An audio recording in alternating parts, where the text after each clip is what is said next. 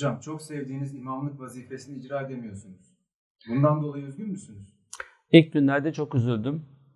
Fakat özgürlüğüme kavuştukça daha da rahat imamlık yaptığımı gördüm. Önceden bir camideydim. Şimdi dünyanın her yerinde imamlık yapıyorum. Onun için imamın özgür olması, rahat olması hem ekonomik olarak hem de idari olarak bu iç dünyasında bu duyguyu yaşadığında mihraptaki duruşu, imametteki kıraati ve imametteki kararları çok daha etkili oluyor. Onun için şimdi hiç üzgün değilim. Neden imamlık yapamıyorsunuz? Sizi neyle itham ettiler? 16 yıl imamlık yaptıktan sonra ilahiyat, işletme, master'ı ve müftülük okulunu bitirdikten sonra ben üst kademede görev yapmayı değil, camide imamlık yapmayı tercih ettim. Tophane Kılıçdaroğlu Camii'nde Cuma namazına toplanan paralardan 1000 lira civarında zimmete para geçirilme iddiasıyla soruşturma açıldı. Ve bana soruşturma açanların tamamında soruşturma açıldı. Şu anda dünyada kırmızı bültenle aranıyorlar. Ama ben aklanmış oldum. Bu aklanmayla beraber bana özgür bir imam olma hüviyetini verdiler. Onun için beni şikayet eden, bu hususta yalan beyan verenlerin hepsine teşekkür ediyorum. Bunu kalben söylüyorum. Bana bambaşka bir dünyanın açtıkları için. Cuma namazında toplanan paraların tamamı çoğu zaman 1000 lira bile olmuyordu. Olmayan paranın neyini verecektik onu da bilmiyorum. Neyini alacaktık. Kaldı ki cemaatim de bu hususta hemfikirdi. Bir tane bile cami cemaatimden olup da bu hususta almıştır diyen bir Allah'ın kulunun ifadesi olmadı. Şikayetçi olan kişinin profesyonel dolandırıcı olduğu ve bu anlamda mahkemelerin olduğu da açık olduğu için geriye dönüp baktığımda kafam çok rahat. Bu ithamlar size bilinçli bir şekilde mi yapıldı? Peygamberlere ve benden önceki imamlara ve öne çıkmış halkın arasında temayüz etmiş insanlara bu tarz ithamlar elbette yapılmıştır. Beldelerinden kovulmuşlardır, camilerinden gönderilmişlerdir. Bir tane örneğini Sultanahmet Camii imamı Gönenli Mehmet Efendi'yi bir gün karakola çekmişler. Hoca bu paraları nereden buluyorsun diye. Orada da karakola bir tane polis girmiş. Hocam burada mısınız? Gökdelerken yerde buldum sizi. Şunu kapalı çarşıdan Ahmet Efendi gönderdi diyerek paraları verdiğini görünce komiser efendiye dönmüş. Gönenli Mehmet Efendi, evladım işte aynen böyle oluyor. Biz istemeden de bize getiriyorlar çünkü benim talebelerim var. Biz camiada insanların dertlerine deva olmaya çalışan bir vasfı taşıyoruz. İmamız biz. Camide tam namaz vaktinde namaz kıldıran, namaz kıldırma memuru değiliz. Bütün imam arkadaşlarıma saygı duyuyorum. Hocalar ne yapıyor ki diyorlar da hocalar halkın nabzını tutuyor. Görünmeyen dertlerle meşgul oluyor ve insanların çoğu zaman da maddi sıkıntısı oluyor. Kime gitsin? Bankaya gitse faiziyle para isteyecek. Mafyaya gitse mafyadan aldığı paranın bedeli ağır olacak. Dostuna gidemiyor, onda da yok. Hocaya geliyorlar. Biz de insanların bu dertlerini dinleye nasıl derman oluruz onların dertlerine diye uğraşıyoruz. Onun için imamlık dışarıdan gözüktüğü gibi değildir. Allah yardım etsin meslektaş arkadaşlarıma. Fakat şu anki halimden çok daha memnunum diyebilirim. Bir gün yeniden göreve gelecek misiniz? Çok daha güzel görevlere geleceğiz inşallah. Bu arada görev makama gelince yapılmaz. Görev her zaman yapılır. Camide imamlıktan ayrıldıktan sonra dünyanın her yerinde namaz kıldırmaya başladım. Zaten kabıma sığmayan bir insandım camideyken de. Bu birkaç dilde hutbe okumam, yabancı misafirlerle, öğrencilerle hemhal olmam, evet ezberi bozmuş olabilir. Fakat biz halkın içinde doğup büyüdük ve insanların dertleriyle buluşup onlara kendi dilleriyle cevaplar vermek durumundayız. Peygamberimiz Aleyhisselatü Vesselam övüyor başka dilleri öğrenenlere ve insanlara hizmet edenlere ve öncü hizmetlerde tıpkı Osmanlı'da olduğu gibi halkın gönlünü fethetmek için onların dilini öğrenmek ve hitap etmek durumundasınız. Ben hala görevde olduğumu düşünüyorum ve bir gün mutlaka tekrar asli görevime geri döneceğime de inancım tamdır. Peki hocam başınıza gelenler size ne hissettirdi?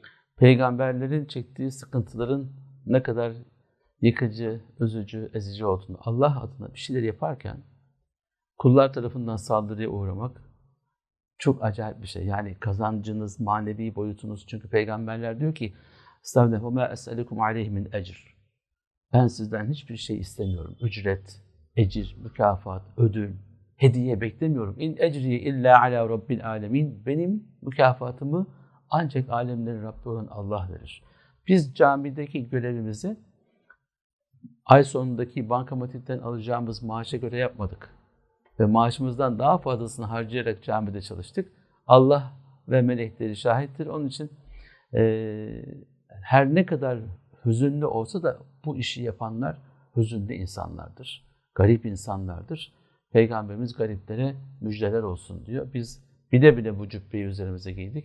Allah hizmet etmeyi nasip etsin inşallah. Çocukluğunuza dönelim hocam. Nasıldı? Otoriteye itaat edebilen bir yapınız mı var?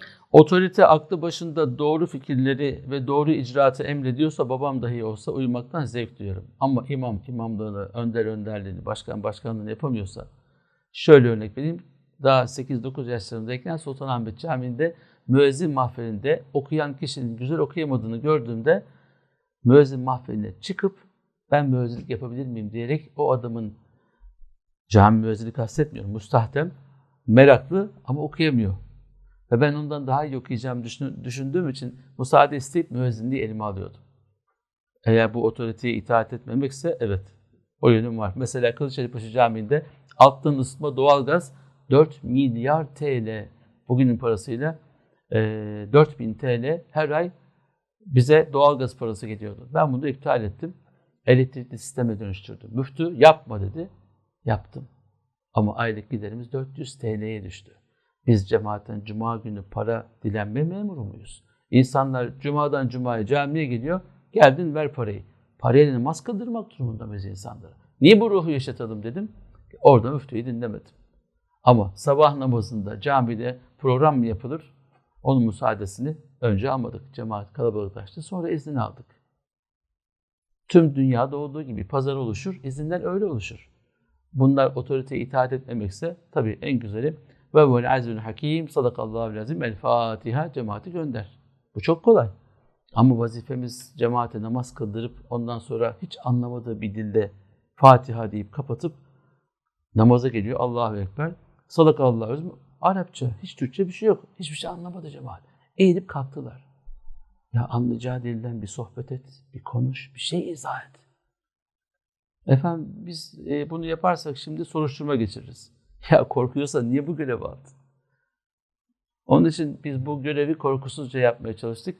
Bu otoriteye itaatsizlikse, evet ben bu hususta otoriteye itaat etmeyi sevmiyorum. Ancak ihtiyaçlar, zaruretler insanın bazen sıra dışı işler yapmasını gerektirir. Ben camideyken sabahın 4'ünde kalkıp küçük çocukları kapının önünde karşılayıp onlarla kucaklaşıp ona hediye vermek ve ardından Kur'an eğitimiyle onların buluşmasını sağlamak istedim. Zira 5 yaşında öğrencilere Kur'an okutuyorum diye Şehzadebaşı Camii'nde müfettiş Ankara'dan geldi. Sen 5 yaşında çocuklara Kur'an ders veriyormuşsun deyince bu soru mu dedim soruşturmada. Evet dedi. Bunun dedim kayıtlara geçmesini istiyorum, havada kalmasın. Yazacaksanız cevap vereyim dedim. Evet dedim. Çocuklara, 5 yaşındaki çocuğa Kur'an okutmak yasak olabilir. Ben Kur'an dersini vermekten övünç duyuyorum. Bugün soruşturma geçirsem de yarın Allah katında vazifemi yapmış olacağım dedim. Bu soruşturma yapan müfettiş de Diyanet'te görevinden alındı ve şu anda Diyanet'ten de çıktı. İnsan çalıştığı yer maneviyat kurumuysa, yaptığı iş hayır işi ise orada şeytani duygularla hareket etmeyecek. Ya maneviyat yapmayacak, gidip maddi işlerle çalışacak ya da maneviyat işi yapıyorsa şeytani duygular içerisine girmeden yapmaya çalışacak. Allah hepimizi muhafaza etsin inşallah. Hocam her kesim tarafından seviliyorsunuz. Bunu neye bağlıyorsunuz? Herkese hitap etmeye çalışıyorum ve herkese hitap eden bir babanın, dedenin çocuğu onların öğretisiyle, halka hitap edişiyle biz kendimizi çocukluğumuzda bulduk. Bizim soyadımız okumuş, dedeler Mollazadeymiş, hoca efendiler, hacı efendilermiş. Dolayısıyla halkın hep önünde olan ve onlara hizmet eden, onlara ders anlatan, onların dertleriyle gerçekten hemhal olan insanlarmış. Biz herkese kucak açtığımız için herkesin bizi sevebilmesi pek tabiidir. Ve bütün eğitim hayatımız da bunun üzerinedir. İnsanlarla iletişim kurabilmek için Hak Teala ile bağlantımızı güçlendirmek için ilahiyat okuduk. Ardından insanların hesabına, kitabına ve özel hayatlarındaki harcamalarına müdahale edip hayır hasenatına yön verebilmek için işletme okuduk. Ardından eğitim çalışması yaptık, master yaptık. Orada da eğitimin fonksiyonlarını, çocuklardaki eğitimi, gençlerdeki eğitimi, yaşlılık eğitimini ve bunların tamamına hitap ederken ifadeleri nasıl yapmamız gerektiğini de öğrettiler. Bugün de dünyada en önemli etki aracı medya ve ben bugün medyanın doktorasını yapıyorum. Bu okullarla övündüğümden söylemiyorum. Eksiklerimi kapatmaya çalışıyorum devamlı. Okudukça ne kadar eksik olduğumu, ne kadar konunun cahili olduğumu fark ediyorum. O dalgayı üzerinden atlayıp geçtiğimde insanlara daha da güzel hitap edebileceğimi düşünüyorum. Bunu niye anlattım? İnsanların gönlünde eğer bir taht kurabiliyorsak o bizim kendi iç dünyamızda başlattığımız hareketin sonucudur. Buradan yaydığımız dalga tekrar bize geri döner. Bumerang kötü bir şey değildir. Güzel söz söylersiniz, geri gelir. Bir ses verirsiniz, aksi seda olur. O sedanın aksi sizin gönderdiğiniz sestir zaten. Onun için biz Kur'an'la, dua ile, güzel duygularla hem medyanın tüm kanallarından sesleniyoruz hem de kendi iç dünyamızda. Yani kameranın karşısına geçtiğimizde başka bir poz vermeye çalışmıyoruz. Kameranın arkasında da aynıyız biz. Bu çok yüzlü olmak, yani iki yüzlü olmak diyorlar ya. Bizim bir hocamız der ki 200 yüzlüler var. Tamam, Erich Goffman der ki insan hastanın yanında ağlar modunda, düğün sahiplerinin yanında tebessümle, ne bileyim mütefekkirlerin, düşünürlerin yanında olduğunda biraz kafası önde, dinler vaziyette. Bu bütün maskeleri düzgünce kullanmak durumundadır. Burası doğru. Fakat yalan üzerine, sahtekarlık üzerine, dedikodu üzerine taktığımız maskeler bizim gerçekten insani bütün değerlerimizi kaybettiğimizi gösterir. Dolayısıyla insanların gönlünde taht kurmak insanın kendinden başlar. Kendi güzel olunca karşıdaki insanlar da sevmeye başlar. Ekranda herkes kimin ne kadar iyi olduğunu zaten bir anda görür, sever ve sevdirir. Hocam çapkın mısınız? Bu soru çocukluğumuzdan beri bize yönlendiriliyor ve bazen tebessümle bazen ciddi soruyorlar.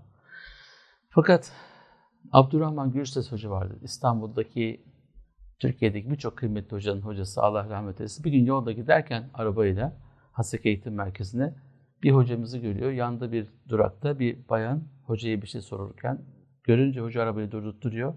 Evladım gel bakalım arabaya diyor. Hocam diyor, hanımefendi diyor, bizim gideceğimiz yere doğru gidiyormuş.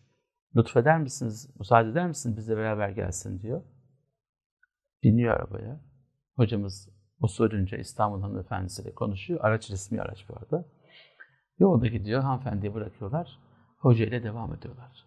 Hocanın bizim Sultan Camii'nde imamlık yapan talebesine, kıymetli hocamıza ifadesi şu oluyor. Evladım diyor. Bak siz sabah akşam Kur'an okuyorsunuz. Allah Kur'an okuyan kalbe, Kur'an okuyan gönle, Kur'an okunduğu ruha, Kur'an'ın okunduğu bedene başka güzellik verir. Siz Kur'an'ı o kadar çok okuyorsunuz, yüzünüz nurlanıyor. Sizi gören herkes size aşık olur. Ama siz dikkat edin demiş. Kur'an-ı Kerim'i okuyan esmer arkadaş da olsa okudukça yüzü nurlanır. Nurlanmak başka bir ışıktır. Bugün aura diyorlar, enerji diyorlar, yaydığı enerji diyorlar. Onun için çok kıymetli hocalarımızın tamamına özellikle hanımefendilerin büyük teveccühü vardır. Hanımefendilere de hak veriyorum. Küfür etmeyen, güzel konuşan, ağzı sigara kokmayan, şiirler bilen, Kur'an okuyan, ilahi okuyan, dua eden bir insanla evlenmeyi, beraber olmayı istemesi çok tabiidir. Peygamberimiz Aleyhisselatü Vesselam'ın birçok insanın tarafından, birçok hanımefendi tarafından evlilik teklifinin alması nedeni de budur. Ancak bize yakışan da bu teveccühlerin karşısında yamulmadan dirayet göstermektir. Zira böylesi teveccühlerin kaynağının Kur'an olduğunu, maneviyat olduğunu bilerek karşıdaki insanların da kalbini kırmadan, tabi burada haddi aşanlar da oluyor zaman zaman. Özellikle internetten yazıp benim yazılarıma niye cevap vermiyorsunuz? Ne diye cevap vereceğim? Benim eşim var ya da yarın eşim olacak. O mesajları gördüğünde ne niyetle yazdın dese ya da benim yazdığım yazıyı kopyalayıp internete koysan hocayla yazışıyoruz diye. Ne yapacağız? Onun için çoğunu cevapsız bırakıyoruz. Ama ilmi bir soru sorduğunda onun cevabını genelden veriyoruz. Herkese cevabı almış oluyor. Dolayısıyla yapmasak da yaptı diyebilirler. Ama Allah her şeyi biliyor. Hazreti Yusuf'a da bu itham edildi ama sonra her şey gerçek ortaya çıktı.